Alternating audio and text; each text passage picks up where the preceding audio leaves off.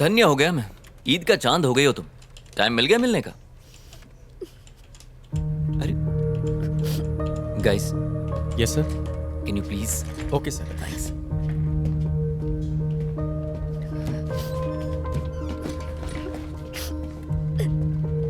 रचना, hey, क्या हुआ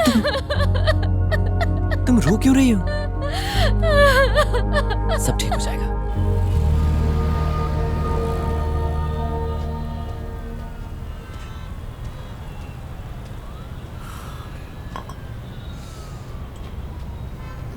I am sorry Aditya. किस लिए? कई दिनों से मैंने तुम्हें परेशान किया। पिछले एक हफ्ते से। लगता है तुम मुझे अपना नहीं समझती और इसीलिए तुम जरूर मुझसे कुछ छुपा रही हो। नहीं बताना तो मत बताओ, लेकिन इतना याद रखो कि बुरे वक्त पर हमेशा अपने ही काम आते हैं। और जानती हो कितनी फिक्र हो रही थी तुम्हारी। तुम्हें कोई परेशान कर रहा है क्या? कोई पीछे पड़ा हुआ है? नहीं, मैं ठीक हूँ। मुझे कोई परेशान नहीं कर रहा, सिर्फ थोड़ा बहुत काम का प्रेशर है। ठीक है, छोड़ो इन बातों को। तुम्हारे प्रेशर को कम करने के लिए मेरे पास एक तोहफा है। भूल गई? अरे तुमने आर.के. पुरम फ्लाईओवर पर हुए एक्सीडेंट्स की रिपोर्ट मांगी थी ना, ये वही है तुम्हारी स्टोरी के लिए। चलो अब तो मुस्कुरा दो। जो तुम्हें चाहिए था वो तुम्हें दे रहा हूं।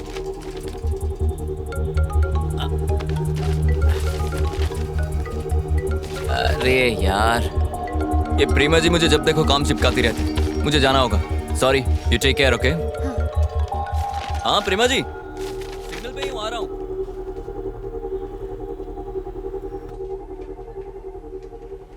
पॉज करो। अब दूसरा कैमरा दिखाओ।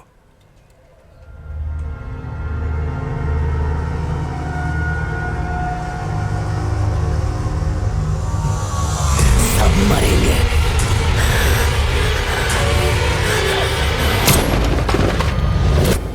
तुम्हारे सामने लड़ाई होती रही, तुम्हारे ही सामने गोली चली और वो मर गए। सिर्फ 2 दिन में 3 लोग मारे गए, वो भी पुलिस वालों के सामने। कल ही मैंने तुम्हें वार्निंग दी थी ना कि सीनियर के ऑर्डर्स फॉलो होंगे, फिर भी तुमने मेरी बात नहीं मानी। आई एम सॉरी सर, कुछ तो गड़बड़ है। कोई तो ऐसी शक्ति है जो ये सब करवा रही है। स्टॉप इट नायक। जो 3 लोग मरे उनमें बस 2 ही कनेक्शंस हैं।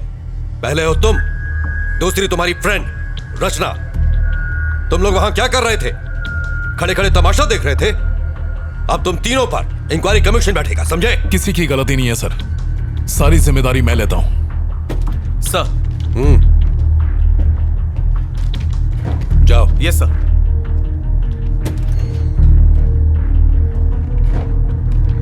इंक्वायरी पूरी होने तक यू आर सस्पेंडेड।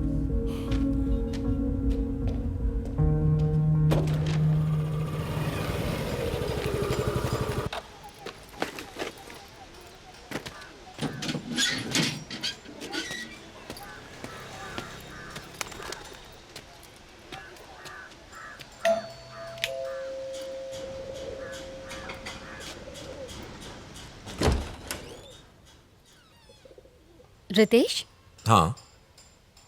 मेरा नाम रचना है। मैं टाइम्स ऑफ इंडिया में काम करती हूँ। मुझे आपसे कुछ बात करनी है। किस बारे में? मैं आर.के. पुरम फ्लाईओवर पर होने वाले एक्सीडेंट्स पर एक स्टोरी तैयार कर रही हूँ। उस सिलसिले में आपसे बात करनी है। माया और मेरी लव मैरिज हुई थी। झरना हमारी बेटी थी, वो फर्स्ट ग्रेड में थी। मेरी वाइफ भी जॉब करती थी। हमारी जिंदगी सुकून से गुजर रही थी। रोज शाम को घर लौटने के बाद मैं झरना के साथ घंटों खेला करता था।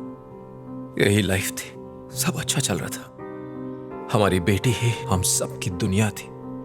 फिर वो हादसा, सब कुछ खत्म हो गया। I am sorry sir. उस दिन झरना का बर्थडे था।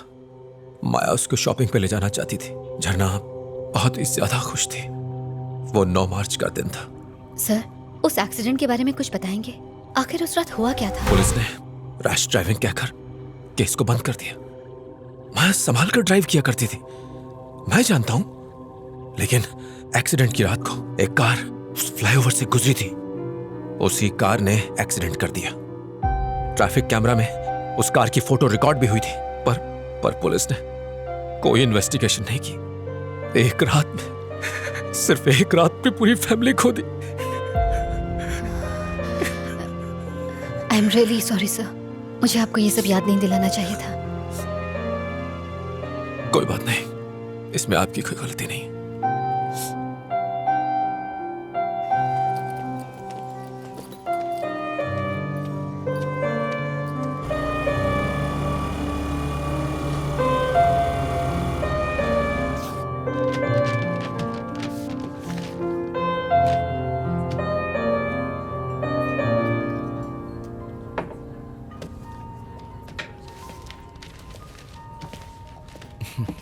हाय रचना। हेलो, पुलिस स्टेशन से मुझे पता चला। आई एम सॉरी, मेरी वजह से आपको ये सब झेलना पड़ रहा है। नहीं कोई बात नहीं है, वैसे केस तो चल ही रहा है, सब ठीक हो जाएगा। पर मुझे बहुत बुरा लग रहा है। डोंट फील बैड, ये सब तो होता रहता है। कल रात वहाँ ऐसा क्या हुआ सर? रिपोर्ट से पता चला कि उन्होंने ड्रग्स ली थी, हो सकता है उसी का असर हो। सर, आज मैं रितेश नाम के एक आदमी से मिली थी। फ्लाईओवर पर हुए एक्सीडेंट में उसने अपनी फैमिली खो दी। ये फ्लाईओवर तुम्हारे दिमाग से निकल ही नहीं रहा है। एक मिनट, ये देखिए सर, रितेश की वाइफ और उसकी डॉटर रोड एक्सीडेंट में मारे गए थे सर। वो यहाँ अकेला रहता है सर। उसकी बातों में कुछ बहुत ही अजीब था सर। आपको इन्वेस्टिगेशन करनी चाहिए। रचना बस अब बहुत हो गया, इस केस में ऐसा कुछ भी नहीं है जो तुम कहना चाहती हो। सर, ये मौतें आपस में जुड़ी हैं, आप भी जानते हैं। सुंदर की मौत, वकील की मौत और उन दोनों बाइक वालों की मौत में शक की सुई सिर्फ और सिर्फ तुम पर जा रही है, पता है? मैं इसमें शामिल नहीं हूँ सर। ये मैं जानता हूँ, पर बाकी तो नहीं जानते ना। तुम फंस जाओगी, सालों तक पुलिस स्टेशन और कोर्ट के चक्कर काटोगी, फाइनली वो तुम्हें ही कातिल ठहराएंगे। सर, उस फ्लाईओवर पर जो भी यू टर्न ले रहा है वही मर रहा है, और आप कह रहे हैं कि मुझे चुप रहना चाहिए? रचना, मैंने बहुत सी मौतें देखी, बाद में कुछ नहीं होता, और तुम्हें भी यही मानकर चलना चाहिए।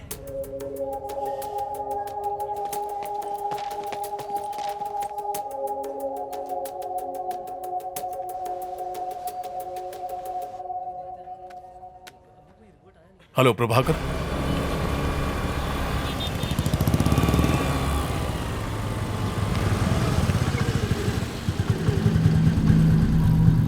कुछ सवालों के जवाब तुम्हारे लिए जानलेवा हो सकते हैं। अब मैंने ये केस छोड़ दिया है, तुम्हारी मदद नहीं कर पाऊंगा।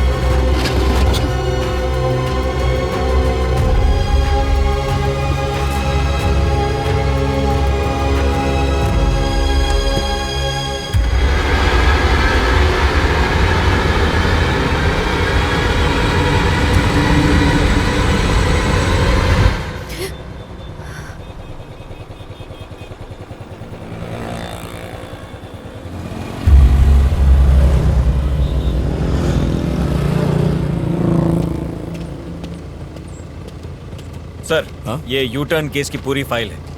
Thank you Prabhakar. सर, मुझे लगता है आप बिल्कुल ठीक कर रहे हैं। चलो, तुम्हें तो यकीन है।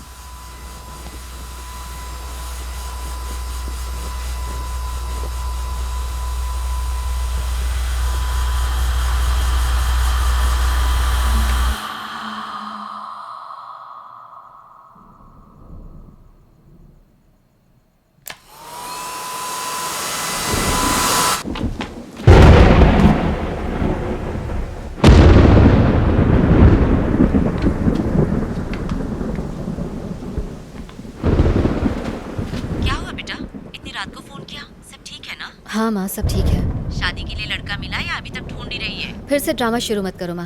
खाना खाया? बस अब तेरी बारात में ही जी भर के खाऊंगी। पापा कैसे हैं? यही पड़े, खर्राटे ले लेके नाक में दम कर दिया है। ठीक से बात करो ना माँ, नहीं तो मैं फोन रख दूंगी प्लीज। पापा ठीक है, मैं ठीक हूँ, तेरा डॉगी भी ठीक है। और कुछ पूछना है? माँ मुझे बहुत डर लग रहा है। अर्जु, कुछ गड़बड़ है क्या? क्या हुआ बेटा? हेलो अर्जु बेटा, जवाब दे। माँ मुझे बहुत अकेलापन लग रहा है, इसलिए कॉल किया। इसीलिए तो कहती हूँ शादी कर ले। शादी कर लेगी तो ना अकेली रहेगी ना डर लगेगा। पर तुझे मेरी बात सुननी कहाँ है?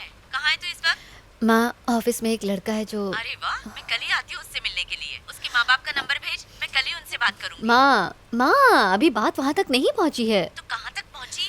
मैं उसे पसंद करती हूँ और वो भी मुझे बहुत पसंद करता है। डिटेल में बता ना क्या बात हुई। तू पढ़ी लिखी है, सुंदर है, तुझे कौन मना करने वाला है? दिया लेके ढूंढेंगे ना तो भी नहीं मिलेगी तुझ जैसी लड़की। माँ बस करो, ये डायलॉग्स मारने बंद करो। मैं फोन रखती हूँ, बाय। रच्चू, नंबर तो भेज।